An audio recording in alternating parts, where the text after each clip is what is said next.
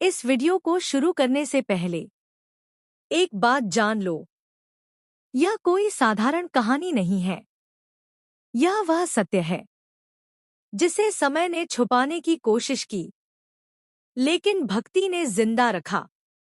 कहा जाता है, जो इस कथा को अधूरा छोड़ देता है, उसके मन में अजीब सी बेचैनी रहने लगती है, क्योंकि यह कथा दिमाग को नहीं, आत्मा को पकड़ लेती है।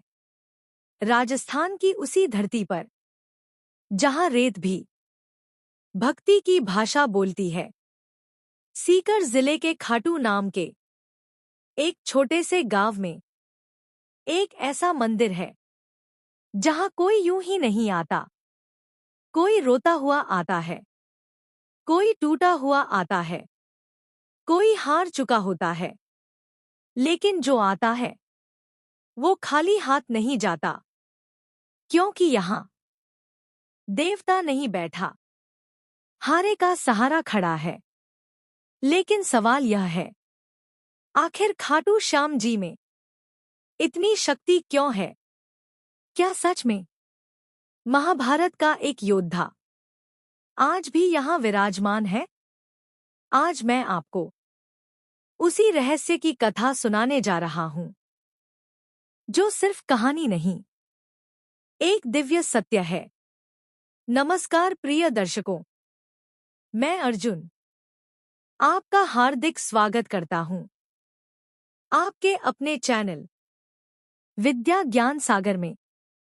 दोस्तों, कृपया इस कथा को अंत तक सुनिएगा, क्योंकि शास्त्र कहते हैं, अधूरी कथा अधूरा फल देती है।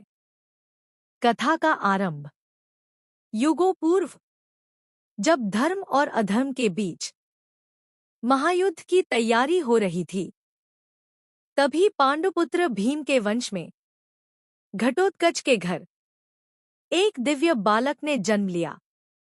माता थी मोरवी, जो नागकन्या भी कही जाती थी।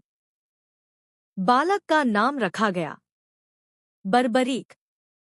जन्म के समय आकाश में दिव्य प्रकाश फैला, देवताओं ने पुष्पवर्षा की और प्रकृति ने संकेत दे दिया, धरती पर एक असाधारण आत्मा आई है। बाल्यकाल से ही बर्बरीक अद्भुत था।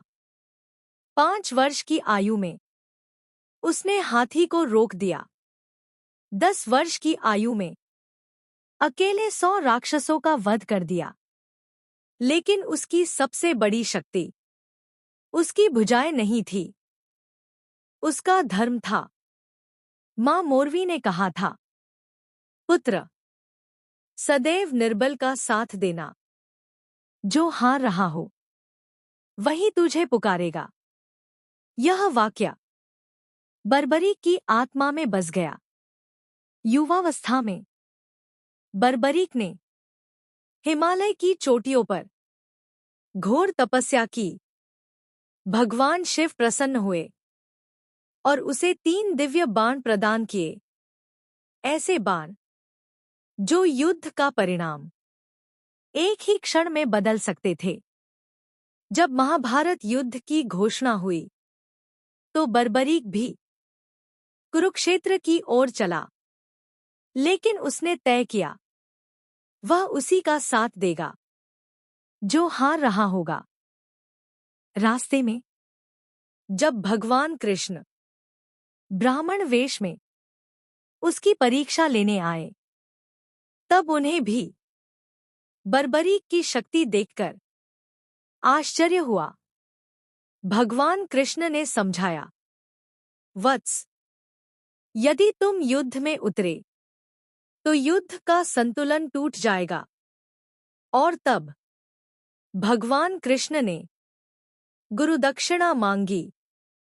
बर्बरीक का शीश एक पल को समय थम गया, लेकिन अगले ही क्षण बर्बरीक मुस्कुराया।